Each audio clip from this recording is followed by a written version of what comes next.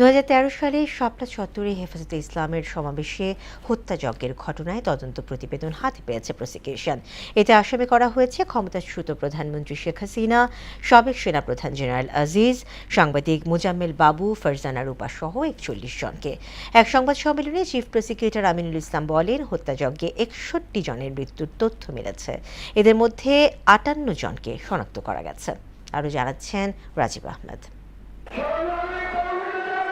2013 সালে শাপলা চত্বরে হেফাজতে ইসলামের সমাবেশ ঘিরে সংঘটিত সহিংসতা ও আইনশৃঙ্খলা বাহিনীর অভিযানের ঘটনায় দায়ের করা হত্যাকাণ্ড ও মানবতা বিরোধী অপরাধ মামলার খসড়া তদন্ত প্রতিবেদন আন্তর্জাতিক অপরাধ ট্রাইব্যুনালের প্রসিকিউশনের কাছে জমা দিয়েছে তদন্ত সংস্থা।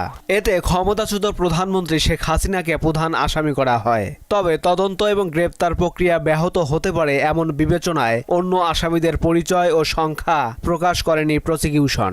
আপনাদের কাছে অনুরোধ জানাবো যে আমরা আসামিদের তালিকাটা, যেহেতু এটা খসড়া চূড়ান্ত প্রতিবেদন যেহেতু আমরা রিসিভ করিনি, আসামিদের তালিকাটা আমরা প্রকাশ করতে চাচ্ছি না বা পারছি না।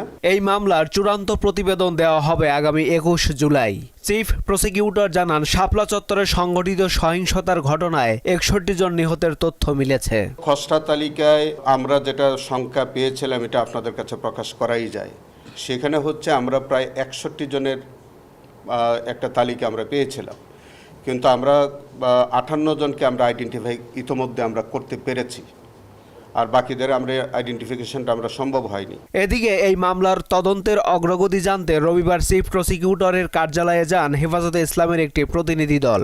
বৈঠক শেষে সংগঠনটির যুগ্ম মহাসচিব মামুনুল হক বলেন, খসড়া প্রতিবেদন পর্যালোচনার পর প্রয়োজনীয় সিদ্ধান্ত ও আইনি পদক্ষেপ নেওয়া হবে। প্রাথমিকভাবে আমরা যেটুকু দেখেছি, কিছু আমাদের টুকটাক কারেকশন আছে।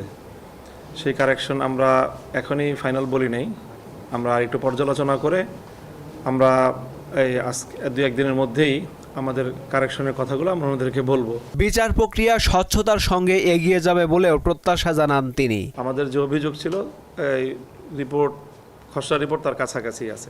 রাজীব আহমেদ, মোহনা সংবাদ, ঢাকা।